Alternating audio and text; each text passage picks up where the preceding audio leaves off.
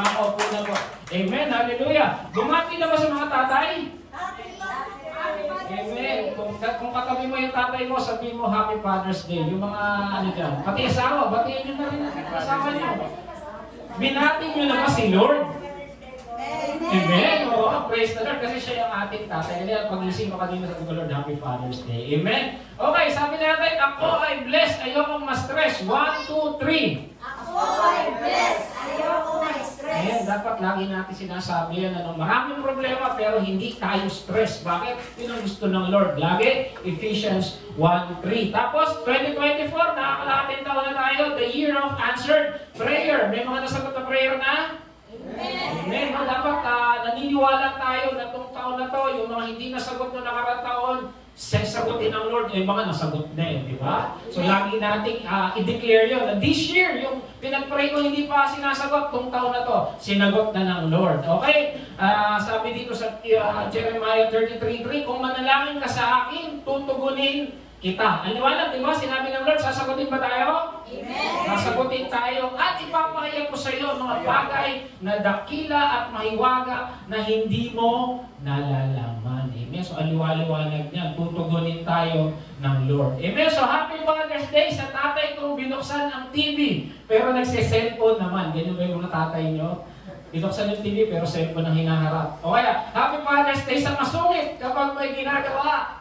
Oh, tatay niyo ba yan? Mga titingin na sila eh. Tatay. Ato, Happy Father's Day sa tatay kung laging nandyan kapag kailangan mo ang karamay.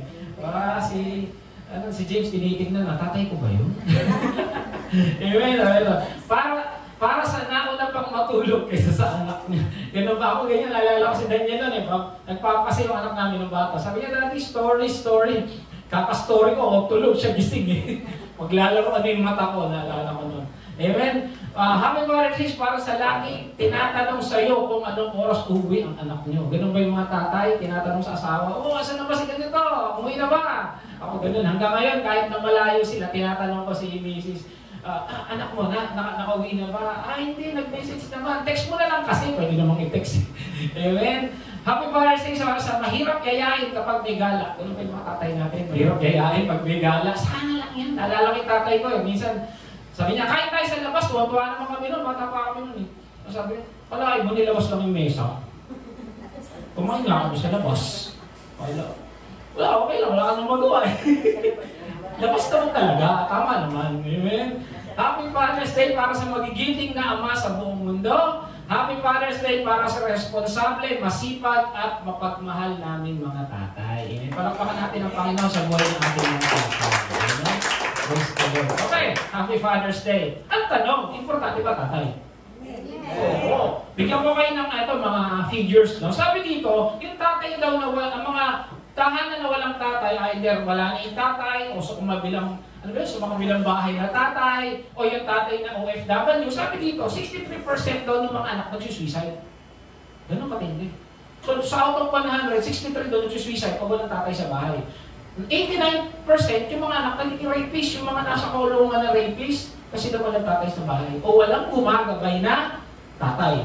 85% nakakulong, 85% may behavioral problem, may mga topakin, yung mga nambubuli. Karamihan kasi na nambubuli, kaya sila nambubuli kasi may problema sila eh. Sabi dito, 75% ay nagdodroga, and 71% hindi nakakatapos ng pag-aaral. Kaya napaka-importante na ang tatay. I myself is testimony na talagang napaka-importante ng tatay. Napaka-importante at talagang kasi sa panahon natin kasi pag tatay, parang talagang sutsot lang, papasok ka na. Naalala niyo yung mga panahon na yun? Ako na, titignan ka na lang ng bata ngayon, wait lang. Di ba? Pero ganun katindi ang tatay. But nevertheless, ganun ka-importante ang tatay sa tahanan. Ang tanong, ano ba dapat ang ginagawa ng isang ama? At yun yung pag-aaralan natin ngayon. Para maibalik natin, ano ba yung ama na sinasabi ng Biblia? Ang teksto natin is Deuteronomy 6:1-9. Sabi rin ni Moses, these are the commands, decrees, and laws that the Lord your God directed me to teach you to observe in the land that you are crossing the Jordan to possess. Para sinasabi niya, pag nandun na kayo sa lupang pangako, ito yung gagawin ninyo. Sabi dyan, sabi dito, so that your children and their children after them may fear the Lord. So ang plano ng Lord, hindi na pagpalain yung henerasyon ngayon, kundi yung mga henerasyon pa sa susunod. Tayong mga nandito, pala ng Lord. Naniniwala ba tayo dyan? Amen. Ang maganda nito, pag tayo sumusunod sa Lord, yung susunod sa atin, ay sigurado pagpapalain din ni Lord. At yung susunod sa kanila. Kaya mga kapatid, no, kung gusto natin pagpalain yung anak natin at yung susunod sa atin, manatili tayo sa Lord. Amen? Yun sabi. So that your children and your children after them may fear the Lord your God as long as you live by keeping all His decrees and commands. Noon po kasi may mga utos. Pero dalawa na lang inutos sa atin ng Lord ngayon eh. Mahalin ng Diyos, mahalin ng kapwa. Lahat na nandun na. Kasi doon papasok eh. Sabi niya, that I give you so that you may enjoy life. Pag sinunod daw natin ang mga utos ng Lord, magiging magandang buhay. Mag-e-enjoy ka sa buhay. Tingnan mo katabi mo kung nag-e-enjoy yun. Pero bago yan, nakalimutan ko, anong tawag to sa, sa tiyahing ng mga langgam? Ang galing! Magagaling na sila ngayon na nag-i-improve na auntie. Tama naman, tama. Anong bansa ay susunod sa Taiwan? Galing! Ba't na kayo mga... Ano na kayo? Ito, medyo mahirap-hirap. Ano ang apelyido ni Sisa? Grabe naman yan. Ano? Mistreat. Mistreat. Sisa Mistreat. Joke lang, yung mga bata hindi alam yun. Yung tumawa, alam ko kasi edad ko. Hear, O Israel, be careful to obey so that it may go well with you, that you may increase greatly. So talagang, pag sinunod natin ng Lord, nandun yung abundance, nandun yung mag-i-increase daw, magiging maayos yung pamumuhay. Tapos ito yung binabasa natin, yung Shema, sabi dito, Hear, O Israel, the Lord your God is one. Love the Lord your God. Ito yung inuutos. Ito rin yung sinabi ng Panginoong Hesus eh. Love the Lord your God with all your heart, with all your soul, and with all your strength. So ang utos, mahalin ang Diyos. Yun ang una talaga. Mahalin ang Diyos. Yun ang sentro. Noon, nung bata ako, may napakinggan ako nag-preach. Bakit ito ginawa ang tao? Ewan ko, ganito yung paniniwala ninyo. Bakit? Kasi daw, para daw may magmahal sa Kanya dahil God is, naniniwala ba kayo doon? Kaya ginawa ang tao para magmahalin ng Diyos. Naisip ko, ewan ko mga ano kayo, ang Panginoon, sila ay Trinity. They are three persons, the Father, the Son, and the Holy Spirit. Hindi tayo kailangan ng Diyos para mahalin siya. Hindi, yun naman talaga utos sa atin. Pero hindi tayo ginawa lang para mahalin siya. Bakit? Naalala nyo nung dinaptay si Jesus? Ano sabi niya kay Jesus? This is my Son whom I love. So ibig sabihin, the Trinity itself love each other. Amen? So hindi lang dahil para mahalin sila. O tama yun. Pero they themselves love each other. Nagmamahalan sila. At kung ang Trinity ay nagmamahalan, sino tayo para hindi magmahalan? Amen? So, hindi lang yun ang dahilan kaya tayo ginawa. So, naalala ko na para magmahal kasi walang magmamahal sa kanila. Hindi. Kasi ang Diyos ay Trinity at nagmamahalan. So, they are in unity. Okay, balik. Love the Lord your God with all your heart, with all your soul, and with all your strength. These commandments that I give you today are to be in your sa puso, isa puso. Hindi lang sinasabi sa bibig. Hindi lang dahil napilitan ka, hindi lang dahil nabasa mo. Isa puso mo yung pagmamahal ng Diyos. Isa puso mo, bakit? Kasi yung utos dyan yun at Diyos yan. Pag sinabi ng Diyos, dapat natin gawin. Pag sinabi ng barangay captain yung dito, ay magtabi kayo ng tubig, di ba susunod at susunod ka? Magkakaroon ng shortage, susunod tayo. Pag hindi ka naman sumunod, mawawalan ka ng tubig, di ba? Ito maganda, impress them on your children. Pinapakita. So, ibig sabihin, yung pagmamahal natin sa Diyos, yung pagsunod natin sa Diyos, dapat nakikita ng ating mga anak. Tandaan, hindi effective ang pagtuturo sa bata. Bawa, anak, kumain ka ng gulay. Alam niyo, pinaka-effective, ipakita niyo. Minsan kasi ang bata, kahit sabihin mo na sabihin niya, hindi gagawin yan unless nakita sa inyo. Pinapakain mo akong gulay, kung naman, hindi ka kumakain gulay. Di ba, gano'n? So, yun ang pinakamaganda. Kaya sabi ng Lord, ipakita niyo na talagang mahal niyo. Ipakita niyo na sumusunod kayo. Sabi niya rito, on your children, talk about them when you sit at home, and when you walk along the road. Ano yun? Tinuturo nyo rin. So, hindi nyo lang pinapakita, tinuturo mo sa... Be an intentional father in teaching Jesus to them. Ituro, mga tatay, mga nanay, tinuturo ba natin sa mga anak natin ang tungkol sa Panginoong Hesus? Amen? Kailangan. Kasi kung hindi natin sila tuturuan, Magtuturo dyan kapitbahay, ang magtuturo dyan kaklase. At mahirap baka yung kaklase o yung kapitbahay o yung kaibigan, ang ituro dyan, kawalang yan. Dapat maging intentional tayo na kung tayo ay Kristiyano, dapat tinuturo natin sa mga mahal sa buhay yung tungkol kay Kristo. Yung sabi ituro raw sa kanila. At sabi dito, along the road, when you lie down and when you get up, pinapamuhay. Hindi lang pinapakita, tinuturo, pinapamuhay mo talaga. Amen? Pinapamuhay natin yung ating pagiging Kristiyano. Kasi yung mga batang yan, pag nakikita sa atin, kaya hindi mo na kailangan person, si mama at daddy, paglinggo talaga nag-church. Si mama nag-pray. Ako mga kapatid, yung talagang tumatak sa isip ko tungkol sa nanay ko, she's a praying woman.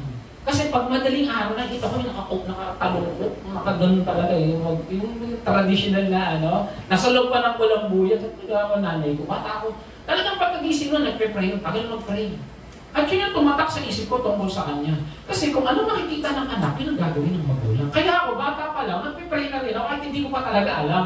At praise God kasi alam ko na kailangan mo mag-pray, natuto na ako sino talaga dapat yung ating pagdasalan. Amen? And ito, tie them, ito na. Ito medyo yung 8 and 9, medyo kakaiba sa atin. Tie them as the symbol of your hands and bind them on your forehead. Kasi sa kanilang mga Hudyo, merong maliit na box, nakalimutan ko yung pangalan eh. Tapos, lalagay doon yung parang 5-6 na utos, maliliit lang na scroll, itatali dito. Talagang literal, tinatali. Merong maliit na box, tapos lulog doon yung scroll na maliliit din. Talagang tinatali. Kaya minsan kung mapunta tayo sa Israel, kung loobin ng Panginoon, makikita mo yung mga Hudyo, may box dito. Nakalimutan ko yung tawag. Kanina, tinatanda ko, hindi ko mamemorya. Tapos, kaya pag nagdadasal sila, gumaganon, bind them on your hand, and on your forehead, gumaganon sila. Ano ba sila gumaganon sila? Kasi nandun yung may utos. 6 lang na yung utos yun, o 7 na nasa scroll. Nakalimutan ko yung mga verses. Kaya may maliit na box. Tapos, sabi, write them on the door frames of your house and on your gates. Talagang niliteral nila. Naggawa rin sila ng mga kahon na maliliit. Nandun sa mga pinto nila, ang tawag doon, mesusa. Yun, naalala ko yun. Mesusa. Nandun din yung mga utos. Na talagang bakit? Para makita nila, para maalala nila, para hindi nila makalimutan yung utos ng Diyos sa kanila. Amen? Tayo, hindi na tayo inutusan ng ganun eh. Nasa Bible na dapat kasi maging kusa tayo. Bakit? Kasi we're living on grace, hindi naman tayo living by the law. Gusto ng Lord, kusa sa puso natin, yung talagang pagmamahal sa Kanya, yung pagbabasa ng Bible, yung pagsunod sa Kanya, hindi napipilitan ka lang. Tanong mo katabi mo, napipilitan ka lang ba? Amen? Di ba dapat hindi tayo napipilitan? Bakit? Kasi Panginoon yan. Wala tayong tinatakbuhan, di ba? Kundi ang Diyos, tama? Amen. Kahit mayor, ilalaglag ka. Kahit kapitbahay, ilalaglag ka. Ang Lord, hindi ka ilalaglag. Amen? Lahat tayo hindi ilalaglag ng Diyos. Sabi nga, walang tumawag sa Diyos na napahiya. Kaso ang problema, minsan, pag tumating si Judith, si Jonah, at si Bill, kapitbahay yung ginagawa, ay Mare, meron ka ba? Uy, ate, kuya, tiya, tiyo. Si Lord muna. Ang mahirap sa dulo na lang natin, Lord, talagang wala na ako kalapitan eh. Tulungan mo ako, tsaka na naalala si Lord. Kaya yun ang sabi, itali mo dito, ilagay mo sa ulo mo, tapos ilagay mo sa mga pinto, para maalala niyo ko. Ang gusto ng Lord, hindi na sa pilitan. Ang gusto ng Lord, kusa tayong lumalapit sa Kanya. Amen? Ganun ng Diyos. Amen? Kaya turo natin sa mga anak natin na dapat medyo, ito mga kapatid, mga magulang na nandito ngayon, yung mga anak natin, pag naituro natin sa kanila ang tungkol sa Panginoon Diyos, alam natin, ligtas sila kahit saan sila magpunta. Amen? Lalo na yung pagdadasal at yung relasyon, tama na relasyon sa Diyos. Amen? Okay, so tingnan natin, what the Father does, number 1, love. Dapat merong unconditional love ang Diyos. Ang tanong, sino ang mamahalin? May unconditional love ang tao. Ang Diyos may unconditional love sa atin. Dapat tayo rin ganun, may unconditional love. Bakit? Sabi sa Mark 12:30, love the Lord your God. Sino nagsabi nito? Si Jesus. Kanina nagsabi, si God. Deuteronomy yun eh. So talagang inulit nila yung kailangan ipaalala yung utos. Mahalin natin ang at tapos yan, mahalin mo ang iyong kapwa. Hindi mo kayang mahalin ang kapwa mo kung hindi mo kayang mahalin ang Diyos. At hindi mo kayang ibigay ang isang bagay na wala ka. Mahal ko yung anak ko. Paano ka magmamahal kung hindi mo alam, hindi mo nararamdaman yung pagmamahal ng Diyos? Kaya minsan, yung pagmamahal natin sali-saliwa kasi hindi natin alam yung tamang pagmamahal ng Ama sa atin. Ngayon na lang tayo itatama kasi dito pala magmahal ang Lord sa akin, unconditional. Na kahit nagkasala ako, nagmumura ako dati, basagulero ako, chismosa ako, mahal ako ng Diyos. Nung tayo ay kaaway pa ng Diyos, minahal na niya tayo, mamatingnan natin yung verse. Amen? Kaya tandaan, kung gusto mo talagang magmahal sa pamilya, unang mahalin ng Diyos. Amen? Kasi hindi ka pwedeng maging mabuting tao pag hindi mo mahal ang Diyos. Pag nag-jail ministry tayo, ano sinasabi nila? Nakakiwalay kasi ito sa Diyos eh. Nag-init kasi yung ulo ko eh. Nakakalimutan ko kasi turo eh. Di ba? At yung iba ron, marami ron, walang tatay na kinalakihan. Amen? Kaya napaka-importante ng tatay. Kaya ako yung tatay ko nandito, sabi mo, importante ka na. Parang wala yung mga tatay nandito doon. Ilan lang sila.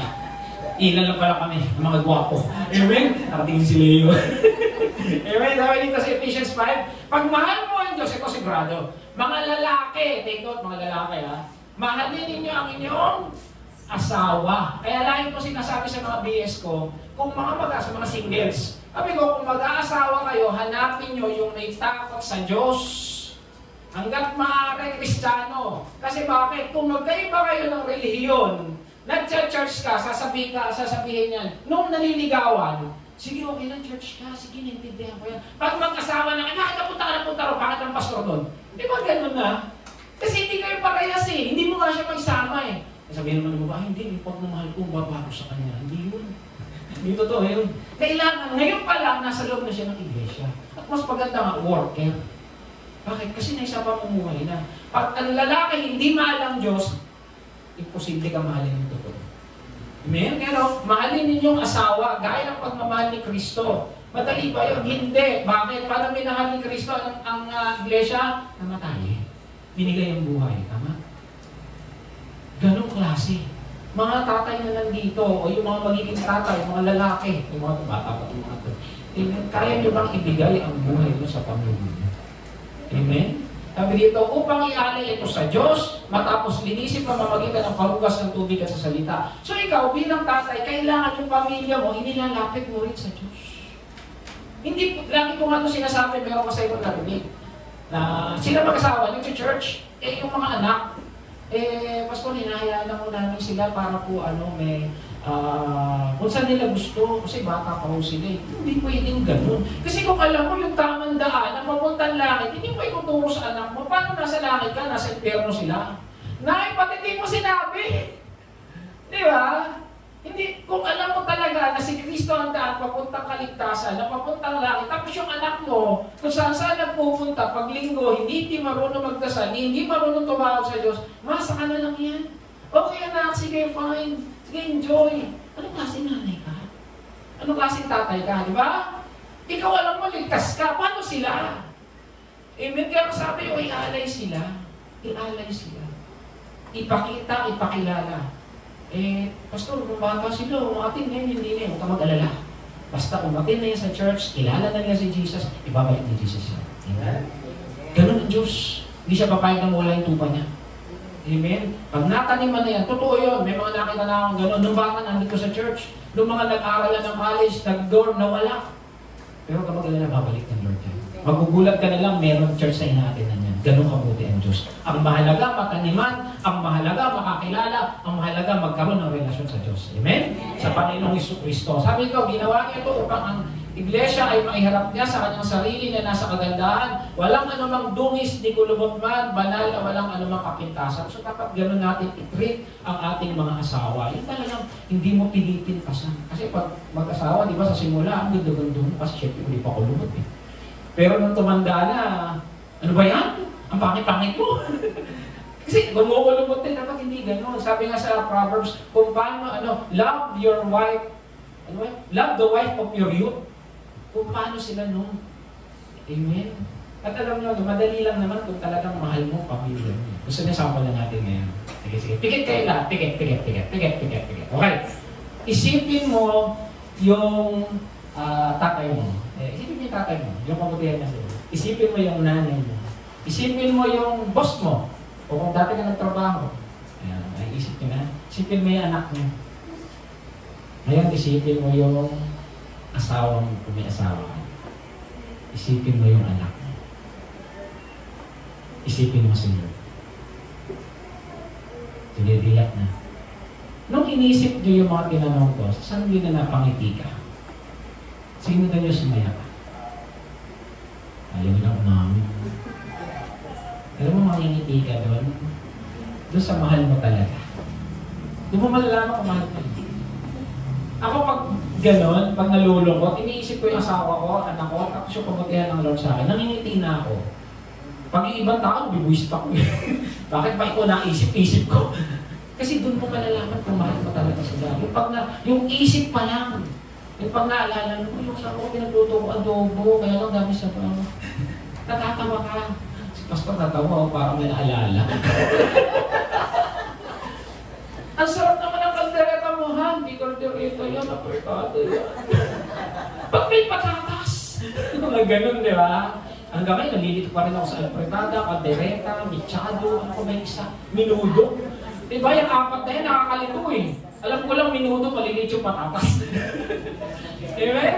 Kaya naman, dapat mahalin ng lalaki. Inulit na naman ang kanilang asawa tulad ng sarili nilang katawan. Kanina, kagaya ni Kristo, ngayon sarili nilang katawan. Kung mahal mo sarili mo, ganun mo rin dapat kamahal ang asawa. Kung ikaw talagang conscious ka sa figure mo, yung lalaki, kasi lalaki kadalasan nag-workout yan di ba? Tapos yung asawa mo, pinapabayaan mo na kain na lang ng kain, lumalaki, nagiging ganyan na. Mukha ng injis pag naglalakad ka. Dapat hindi sinasabi mo mag-exercise ka rin. Tapos pag nagkasakit siya, ikaw kasi, kain ka na kain. Kasi pinagluluto kita.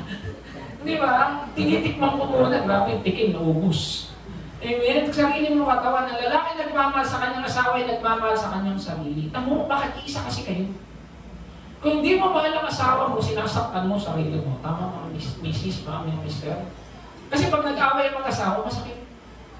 Kasi bakit sinasaktan mo yung sarili mo? Tama ba? Ako pag nag-away kami din ni Nora, sakit eh. Pag sinabi ko hindi maganda, sana bumabalik eh. Gawin din sa anak. Kasi bakit mahal mo siya? Amen? Kasi dito, iniingatan ng mabuting ama ang kanyang pamilya. When a father loves God, it will manifest. Tama? Pag mahal ng magulang ang Diyos, makikita sa buhay. Ayan o, sabi dito sa Mark, ito si Jairo. Sabi niya, isa siyang malaking personality. May isang tagapamahala ng sinagoga ng pangalan ni Jairo. Pagkakita kay Jesus, siya ay lumuhod sa paanan nito. Bakit? May sakit, nag-aagaw buhay yung anak niya. Kahit mataas yung posisyon ni Jairus, pero dahil mamamatay yung anak niya, pakababa siya. Tayo mga magulang, kaya ba natin magpakababa para sa anak natin? Di ba ganun talaga pag may anak, naalala ko yung anak ko noon, no? Maybe pa siya, tapos gabi, naalala ko noon, bumabagyo-bagyo, para kami nasa pelikula. Yung anak mo hindi makahinga, gano'n, no? Kasi parado yung ilong. Bata pa ako noon, lang taon pa lang ako, si Daniel, linggo pa lang yata. Hindi ko pa alam. O sabi ko, gano'n niya siguro. Alam niyo, sinipsip ko. Hindi ako nandiri. Hindi yung iyo. Ganun pala yung pagmahal mo, nagagawa mo kahit na yung nakakadiri. Ito, binabaan niya yung posisyon niya kasi bakit? Mamamatay yung anak niya. Mga tatay, nagagawa ba natin sa anak natin yun? Nagagawa ba natin sa asawa natin yun? Amen? Tagtag makaawa. Meron pang isa sa John 4 naman. May isang pinuno ng pamahalaan, opisyal. At ang sabi, nilakad daw niya mula sa kanila hanggang dito, mga 22 miles. Ang layo no, mga 35 kilometers yun. Makita lang si Jesus. Bakit? Naghihingalo na yung anak niya. So, same scenario. Ano may nakikita rito? Kahit na anong taas ng posisyon mo pag tungkol sa anak mo, gagawa ka ng parang. Amen. Bakit? Mahal mo yun. Galing sa iyo yung binigay ng Lord yun, tapos pababayaan mo lang. Kaya mga, sabi nga, madaling maging tatay, pero hindi maging madali, maging ama. Kaya grabe yung mga tatay. Ewan ko, may mga tatay at may mga nanay, pinapabayaan yung anak, inire lang, iniwan. Amen? Kasi bakit? Baka hindi nila mahal si Lord. Pero kung mahal mo si Lord, magagawa mo yung mahirap gawin para sa pamilya mo. Amen? Yan, no? Tapos sabi dito, nagpapakababa sila dahil mahal nila ang kanilang mga anak. Mga tatay, mga nanay, mahal natin mga anak. Amen? So hindi na Father's Day. Happy Mother's Day na rin sa inyo. Amen? Tapos sabi dito, ano ba? God also shows His love. Sabi ko sa inyo, ang Diyos talaga, no? Ang unang tatay natin. No? Sabi ito sa Jeremiah 31:3, pakibasa, 1, 2, ulit, 1, 2, 3. I've loved you with an everlasting love. Therefore, I've drawn you with my gracious love. Ano rin pagmamahal ng Diyos sa atin? Everlasting to everlasting. Walang katapusan. Amen? Nilikha tayo ng Diyos kasi mahal na tayo. Pero mo, alam mo, tapos namatay pa siya para sa atin. Grabe pagmamahal yun. Amen? Grabe, everlasting love. Totoo, creation na. Kaya nga yung mga anghel nagsiselos eh. Bakit tayo gano'n na lang gawa sa atin ng Diyos? Tapos, ititigas pa ng ulo natin. Amen? How did God show His love? Nung namatay si Kristo. Nung tayo ay kalaban pa ng Diyos, nung tayo matitigas ang ulo, nung tayo mga sinungaling, barumbado, mga chismosa, nung tayo anak, babae, sugal, chismosa, bungangera, nager, minahal na tayo ng Diyos. Nung tayo hindi pa nagsisimba, nung tayo ay mura pa ng mura, minahal na tayo ng Diyos. Bakit? God demonstrates His love for us while we were still sinners. Hindi tayo minahal ng Diyos nung ang ganda-ganda, nung tayo gwapo, nung tayo ang bait-bait, minahal tayo ng Diyos nung mababa tayo, nung bulok pa tayo, nung inaapak-apakan na tayo ng mundo. Amen? Bakit? Importante tayo sa Diyos. At hindi na tayo mahal. Namatay pa siya sa atin. Ganon tayo kamahal ng Diyos. Ganon katindi yung ating Ama sa langit. Amen? Sabi nga, for God so loved the world, He gave His only begotten Son, that whoever believes in Him shall not perish but have an everlasting life. Hindi lang niya binigay. Hinayaan niyang mamatay. Si Jesus para sa atin. Amen? Kaya katabi mo, mahal ng Lord yan. Tignan mo yung katabi mo. Mahal ng Lord yan, kahit ganyan yan. Amen? Alam na, God shows His love, unconditional love in Jesus. Bumaba at pangababa si God para abutin at iligtas tayo. Kaya mga kapatid, pag may nagsishare ng gospel sa iyo, matuwa ka. Bakit? Naalala ka ng Diyos. Pag may nagpapaalala sa iyo kung gaano ka mahal ng Diyos, magpatuwa ka. Bakit? Kasi mahal ka ng Diyos. Pinapaalala na. Lagi ka na sinasabihin na mahal kita, anak. Mahal kita. Dito ka. Pagpagamit ka sa akin. Bakit? Kasi gusto ko nandito ka sa langit. Ayoko mawala ka. Yung mundo, tinalikuran ka. Yung mundo, binuli ka. Yung kapitbahay mo, yung kumare mo, kumpare mo, kung sino man ang lumoko sa'yo. Pero kung hindi kita pababayaan. Amen. Ganun tayo kamahal ng Diyos. Amen? At ang nagmamahal, nagpo-provide. Tama pa mga tatay? Kasi sabi dito, Timothy 5:8, anyone who does not provide for their relatives, and especially for their own household, has denied the faith and is worse than an unbeliever. Dapat daw nagpo-provide. Lalo na mga tatay. Kasi tayo yung tayo yung inatasan yan. Nagpo-provide daw ang mga tatay. At hindi sabi dito, household nga. Dahil pag tinalikuran mo yun, mas pasahan ka para sa mga hindi nakakilala sa Diyos. Amen? Nagpo-provide ang mga ama. Ganun ang utos, nagpo-provide. Sabi sa 2 Corinthians 12:14, ang mga magulang, ang dapat mag-impok para sa mga anak. Hindi yung anak para sa mga magulang. Kaya ako, nahiya ako pag lumalapit ako sa anak ko. Pinakapalang ko na lang mukha ko minsan. Kasi yung utos Isa kasi parang gusto mo lang, na parang naglalambing ka lang ba? Pero sa Biblia, magulang dapat ang nag-iimpok para sa mga anak. May natutunan nga ako, pag daw yung baby pa yung anak nyo, kuha nyo na ng passbook, tapos, lahat nyo na pamaskuhan nila, lagay nyo doon, huwag nyo gamitin. Tapos, mag-create daw kayo ng email. Tapos, araw-araw, mag-send ka ng email doon, mga pictures, padala mo ron. Tapos, paglaki niya, bigay mo yung passbook, bigay mo yung username, password ng email. Makikita niya, mula pagkabata niya, din nangyari sa kanya, tapos ito na ipon mo, anak, palakihin mo. Amen? Kaya sa mga magiging magulang in the future, o ngayon, train mo. Amen? Kasi yung magulang daw, para sa anak, at hindi ang anak parang, ang kalahay mo, inutos pala yun. Pinapakita kasi natin na mahal natin sila. Amen? Ngayon, tama ba? Ito, sabihin natin, balansin natin, tama ba na yung mga anak ay tumulong sa magulang? Ikaw bilang anak, gusto mo ba tumulong sa magulang? Oo, syempre. Hindi yun dahil responsibilidad, mga anak, alam na tayo anak dito kundi pagtanaw ng utang na loob at pagmamahal sa kanila. After all, sino ba'y naghihirap para sa atin? Dapat lang, nasuklihan din natin ang pagmamahal yun. Nung bata pa tayo, tayo, sino yung nag-protect sa atin, sino yung nagbigay ng bako natin. Although responsibilidad nila, pwede nilang gawin, hindi. Pwede nilang hindi gawin, tama? May mga magulang na pinagtatrabaho pa yung anak eh. Mapalad tayo, hindi tayo pinagtrabaho ng magulang natin. O siguro may nagtrabaho man, pero hindi sa pilitan.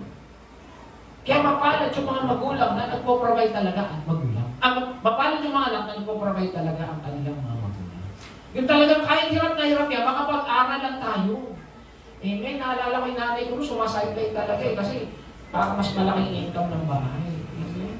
So, tandaan na, sabi dito, if you then, though you are evil, know how to give good gifts to your children, how much more will your Father in heaven give good gifts to those who ask Him?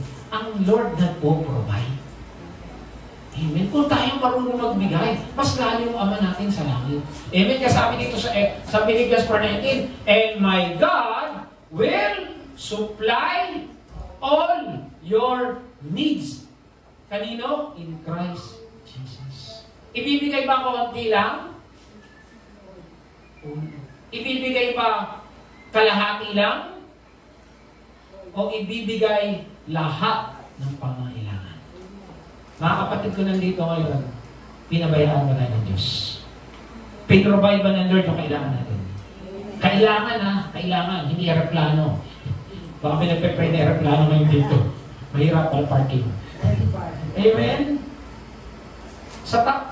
Kung ilang taon na tayo, yun yung lagi yung taon, yun yung buwan, yun yung araw, linggo, buwan, iningatan tayo ng Diyos. Tama hindi? Amen. Kaya ka nandito ngayon kasi nag-provide ang Lord sa iyo mula ng bata ka. Kaya nandito ako ngayon dahil pinotektahan at ingatan ka ng Lord mula ng bata ka. Hindi ka makakating dito ngayon kung hindi ka iningatan ng Diyos. Yun ang sigurado ko. Amen? Palakpakan nga natin si Lord. Amen? God shows His love in Jesus. At totoo, tatay na nagmamahal, mahal ang Diyos at mapagbigay. Amen? So, dapat unang-una yan. Pangalawa, we empower our children. Tinuturuan, pinapalakas paano, tinuturuan ng salita ng Diyos. Huwag natin sarilinin yung mga verses na natutunan natin. Ituro natin sa anak natin, kahit John 3:16 muna. Kanina, nakakatuwa yung mga kids. Alam na nila yung Ephesians 6:1 and 3. Mga anak, sundin ninyo ang inyong mga magulang. Nakakatuwa, nag-isa-isa rito, kahit mga kinder lang yata kayo, ang bilis eh. Nakakatuwa, amen? Bakit? Impress them yung turo ng Diyos. Ngayon pa lang, isaksak na sa utak natin yung mga salita ng Diyos. Amen? Sabi dito, itanim ninyo sa inyong puso, ituro sa inyong mga anak. Kaya ulitin ko, anong klaseng magulang tayo kung di natin tinuturuan ang anak natin tungkol sa salita ng Diyos. Yung 1+1 at pagsusulat, tayo turo natin, pero yung pagmamahal ng Diyos, hindi. Amen? Empower them with the Word of God. Dinggin ninyo mga anak, ang turo ng inyong mga mga ama, makinig. Lagi kasi mga ama, ganito eh. Ikaw na magturo sa anak mo, nagtatrabaho ko. Ama, hindi. Ikaw na nasa bahay. Ikaw na magturo dyan. Ano sabi ng Bible? Minsan kasi nakakalimutan ng ama kasi akala nila provider lang sila, kami pala. Kasama ko. Kasi nagtatrabaho sila. Napabayaan lang sa anak mo yun eh. Pero pag may award, anak ko yan. Pero pag may palpak, anak mo kasi yun. Di ba? Ganun. Pero sabi sa Bible, mga ama. So, obligasyon ng ama, tuturuan yung anak, hindi lang pala nanay. Sa ama pala inutos. Ang tatay kasi pinaali ko na yan. Sa bahay ko eh. Pagbaho ko. Wait, bumili ka ng ano. Di ba? Sinusuhulan. Pero ang utos ng Biblia, mga ama. Amen? Eto, nakakatuwa. May totoo nangyari ko, hindi ko na nakuha ang pangalan. Merong marathon. Ngayon, malapit na sa finish line, itong Kenyan. Kaso, nalito siya dun sa sign ng finish line. Ang nakalagay doon, parang malapit na yung finish line. Huminto na. Konti pa. Hindi pa siya nasa finish line. Huminto kasi akala niya finish line na yung karatula kasi hindi siya marunong magbasa. Pero mabilis siya tumakbo. Ngayon nakita siya ng isang Spanish. Yung Spanish sabi niya, run, Spanish. Hindi rin marunong, hindi makaintindi. Nakahinto na, naglalakad na lang ng Kenyan eh. Alam mo ginawa niyo ang Spanish? Tinulak niya hanggang makarating ng finish line. Nung in-interview, pag ginawa mo yun, pwede mo na siya punahan, mananalo ka na eh. Sabi niya, kung gagawin ko yun, anong values ang ituturo ko sa anak ko? Sabi niya, siya naman kasi talaga yung nanalo. Ang problema, huminto lang siya dahil akala niya finish line yun. Kung nanalo man yung Spanish, kasi nga, naunahan niya, parang dinaya niya, parang ninakaw niya lang, di ba? Kaya sabi niya, anong value sa ipapakita ko sa anak ko? Kasi naka-televise yun eh. Kaya ginawa niya tinulak, mas lalo siyang pinarangalan pa. Hindi totoo nangyari sa isang marathon. Amen? Ang tanong, anong value sa tinuturo mo sa anak mo? Mga magulang, anong value sa pinapakita natin sa ating mga anak? Sa mga gustong maging magulang, anong value sa ituturo mo sa anak mo? Noong bata ako, pag hindi ako na nakapagbayad ng jeep, nagagalit ang nanay ko. Ba't di ka nagbayad? Ngayon, na hindi ako nagbayad. Wise ka talaga, anak. Ganun ba tayo? Noon, gagalit. Ngayon, wise ka, galing mo talaga. Boso yan. Amen? Anong value sa pinapakita natin? And then, empowering them by showing forgiveness. May sabi sa Colossians, forgive as the Lord forgave you. Patawarin natin yung mga anak natin nagkakasala. Huwag yung puro bugbog, huwag yung puro palo. Oo, tama yun. Sinabi ng Diyos, paluin, pero huwag bugbugin. Huwag torturin. Nung panahon namin, panahon ng torture. Yung mga kasidad ko nito, na-torture ba kayo ng mga magulang nyo? Lumuhod ka sa asin! Ay, sa munggo pala. Napaluhod ba kayo? Meron ba napasquat? Sa school nun, di mo talaga pag yung pinapalo ng mga teacher, grabe nun eh, no? Buti nga nagkaroon ng bantay bata, sumobra nga lang. Pag ngayon yung mga bata, paparusahan mo, so tatawag sa alay, bantay bata na ngayon eh. Nung panahon namin, wala eh. Pinipespat, di ba? Sobra nun, nakakita ng talaga, tapos sinunggo. Napalood ba kayo sa munggo? Oh, grabe yung palo ko nun. Amen? Pero patawarin natin sila, marunong tayo magpagawad. Kasi bakit? Pinatawag natin tayo ng Diyos. Lahat tayo dito bulok. Lahat tayo dito makasalanan. Lahat tayo dito walang ipagyayaman. Pinatawad lang tayo ng Diyos. Amen? Tingnan mo yung katabi mo. Pinatawad lang ng Lord dyan. Kaya patawarin mo na rin. Amen? Sabi sa Luke, his father, ito yung prodigal son, di ba? His father saw him and was filled with compassion. Yung anak niya, para sinabi na sa kanya kasi, mamatay ka na, kunin mo na yung anak ko. Tapos nalugi yung anak, napariwara, ang ginawa ng anak, bumalik.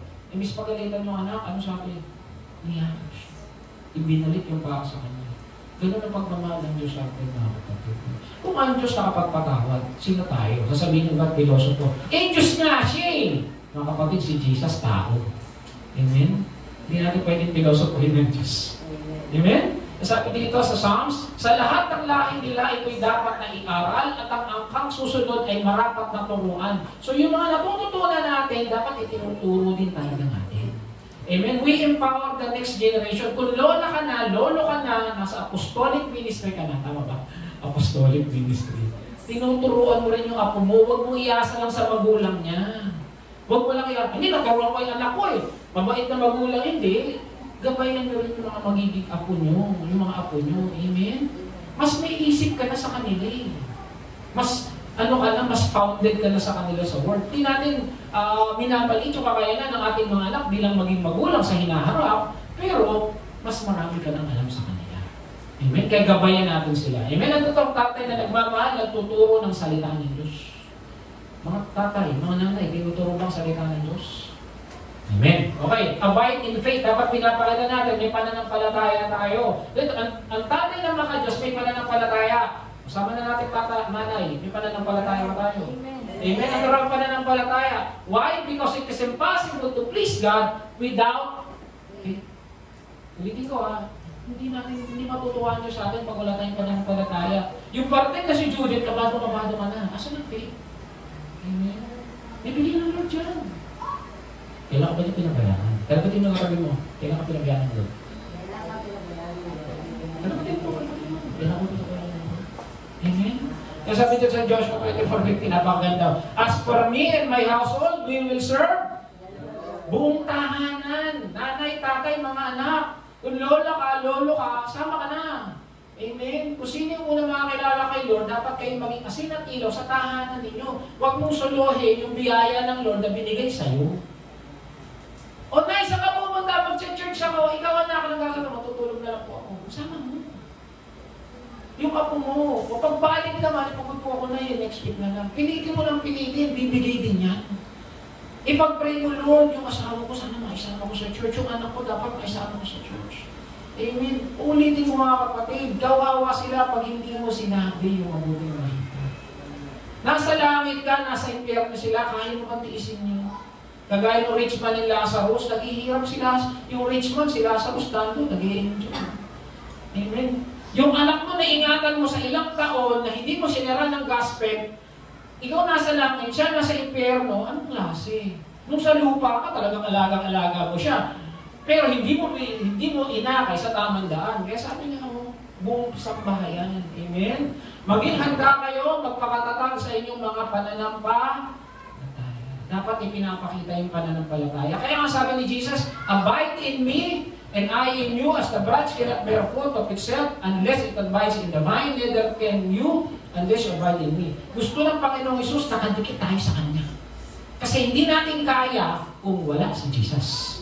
Hindi ko hindi natin kaya maging mabuting magulang, asawa, anak, kung wala ang pagmamahal ng Panginoong Hesus.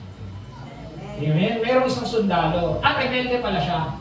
Ngayon, bumaliktad dyan, naging sundalo ng gobyerno. Nahuli ng rebelde, galit na galit. Naging Christian siya, kaya siya bumaliktad kasi nakakilala siya kay Jesus. Tinorture, 60 days, nahuli sila 70. 69, bumaliktad na. 69, nag-renounce, na-guilty sila. Tapos pinarusahan, talagang binugbog. Ito yung pan-70, dito sila galit na galit. Ilang buwan, tinotorture. Talagang sinabi, i-renounce mo si Jesus. Tapos i-renounce mo yung pagiging makagobyerno mo. Hindi sumaya.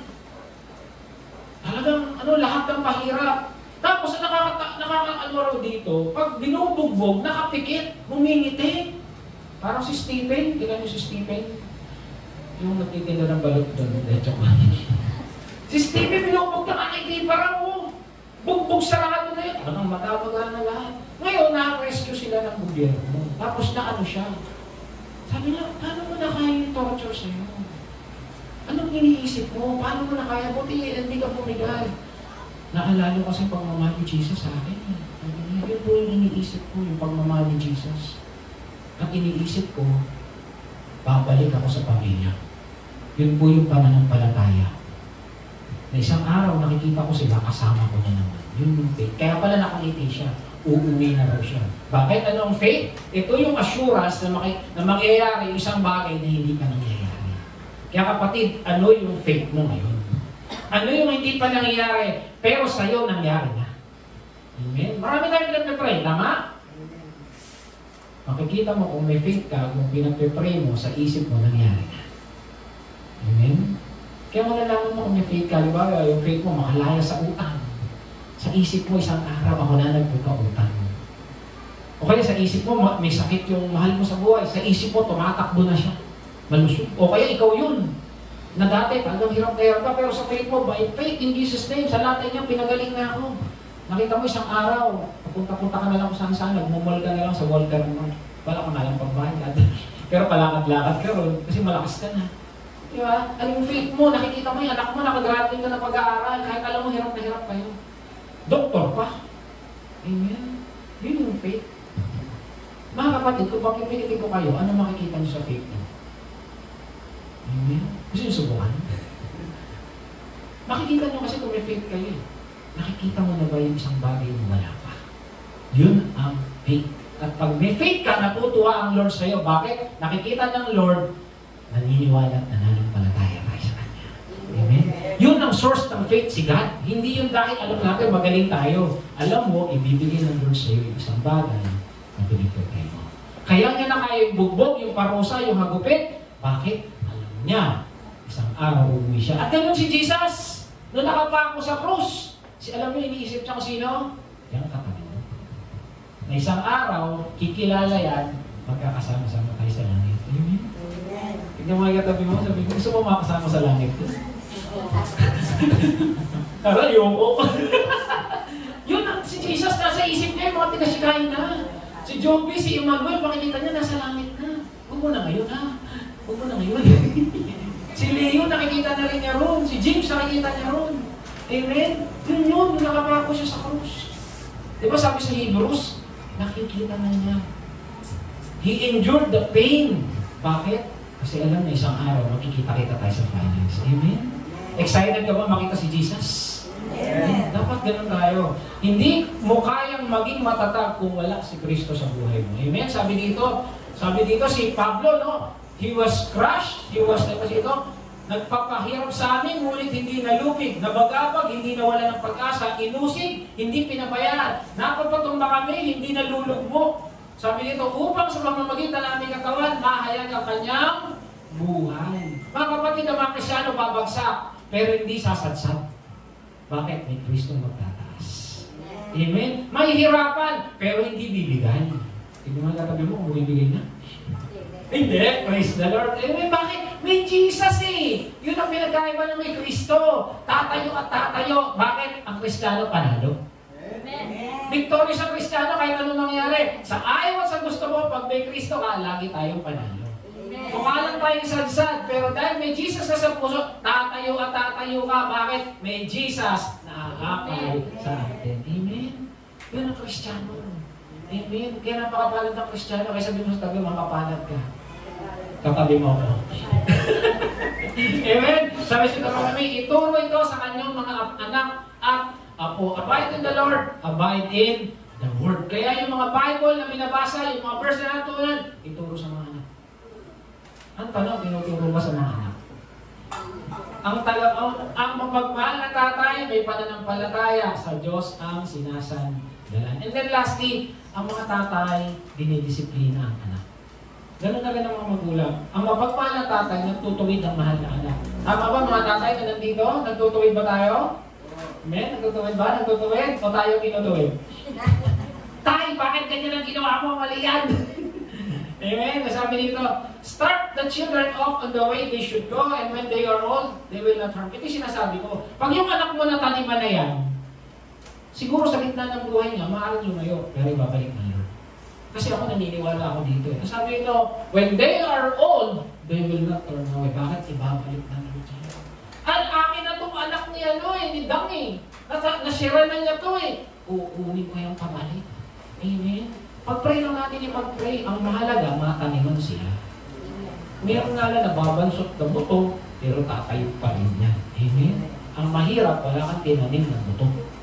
Kaya maganda magtanim. Meron dalawang klaseng disiplina, yung corrective at preventive. Yung preventive, ito yung tinuturo mo para wag silang mapariwara. Amen? Yung anak, huwag kang uminom ng alak, masama yan. Anak, huwag kang manigarilyo. Preventive yun. Dinidisiplina mo na sila noon. Preventive yun. Ano yung corrective? Yung nagkasala sila, pinaparusahan mo. Amen? Hindi dahil gusto mo lang bugbugin, dahil gusto mo silang maitama. Amen? Sabi sa Ephesians, ito yung preventive, bring them up to the discipline and instruction of the Lord. Tinuturuan mo pa lang sila. Mga magulang, tinuturuan pa mga anak. Amen? Tinuturuan pa sila. O baka naman sila lang tuturo sa atin. Amen? At ito naman yung corrective. Sabi yung itama ang daan tulad na anak na minamahal at sinasaway na magulang. Ang mapagmahal na magulang, itinatama ang anak. Hindi yung isang buwan na hindi pumapasok, hinahayaan mo lang, binibigyan mo pa ng baon. Hindi pagmamahal. Yung alam mo yung anak mo, bulakbol ng bulakbol, puro kung ano-ano ginagawa, hinahayaan mo lang. O kaya yung anak mo, naninigari. Hindi nga naninigari yun, nagbe-vape naman, okay lang sa'yo. Vape lang yun, pastor. Ganun pa rin yun. Baka masira baga. Amen? Bukas pa ka ikaw mag-aalaga sa ospital niya. Gusto nyo ba yun? Tandaan, kung ano yung tinanim natin ngayon, naanihin natin bukas. Sabi ng doktor ko. Kaya ako ganito ngayon, kasi yung kinain ko ng bata ako. Pag bata ka, hindi mo nararamdaman, kakain ka ng burger, sarap. Angel's Burger, unang kagat, tinapay lahat. Di ba? Puro mantika, tapos malamig na coke. Ay, sarap, mantika, sebo yan. Magbabara sa ugat mo yan. Pagdating mo ng magtanda-tanda mo, baka ugat mo. Amen? Alagaan natin, turuan natin sila. Amen, turuan natin sila. Turuan natin sila kasi kawawa sila. Amen? Diba? Whoever spares, kailangan daw paluin. Whoever spares the rod, hates their children. O, tamo, pag hindi rin pinapalo, anak, galit mo sa anak mo. Amen? But the one who loves their children is careful to discipline. Nalakinig ka? Careful. Hindi basta bugbog. Careful. Dinidisiplina ng tama. Pag pinalo mo yan, sabihin mo, ba't ka pinalo? Huwag ka, parang parang nag-scream, tamaan sa mukha, tamaan dito, ay, ikaw nila, di ba? Hindi ganun ang disiplina. Isa lang, tama, tsaka wag sa mukha. Tsaka wag ito, ako mali ako na yun. Kasi itong kamay na ito, binigawa ng Diyos para sa haplos ng pagmamahal. Rod yan, hindi sinabing kamay. Kapansin nyo, umukay na stick o ulang, mas masakit nga yun eh. Huwag kamay. Kaya spares a rod. Mga 2x2 pwede na. Hindi, joke lang. Casing yung baseball bat. Huwag naman baseball bat. Sabi ni Pastor, wag daw. Paluin daw, wag kamay. Baseball bat. Ba ako pa nasisi. Amen? Kasi mahal natin sila eh. Pag nagkamali, si James, sama ng tingin sa akin. Ikaw, Pastor, kung ano pinagtuturo mo, ha? Hindi ako anak, Bible. Amen? Sabi ko, paluin, wag bugbugin. Wag bugbugin. Amen? Hindi naman ng punching bag yung sayang. O, ano nangyari sa anak mo? Pare, dinidisiplina mo. Tigas sa ulo eh. Ha? Ginawa mo punching bag, disiplina. Amen? Yung mga nanay na, huwag naman kurot ng kurot. Pag humabatay nga niya, di ko rin. Hanger ba? O, pwede sa point na lang. Yung sa point na tama na yun. Ang mahalaga, maintindihan nila ba't sila dinidisiplina. Amen?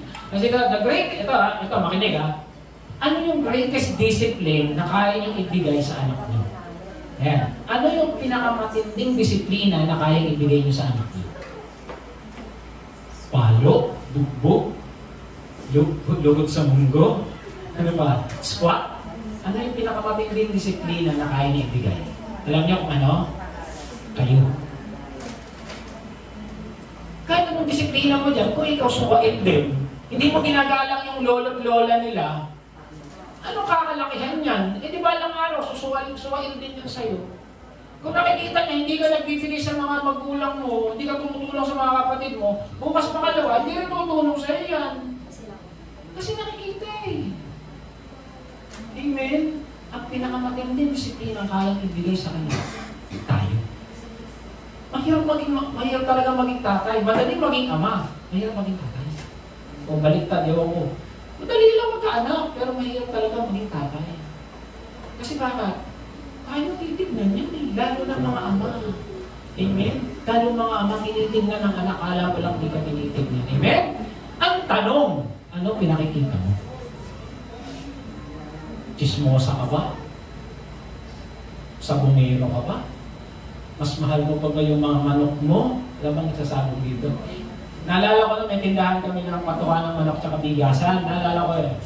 Alam niyo, binili ng tatay 10 kilong patuka ng manok, tapos may pang shampoo pa ng manok. Alam niyo ilang kilong bigas ang binili? Isa.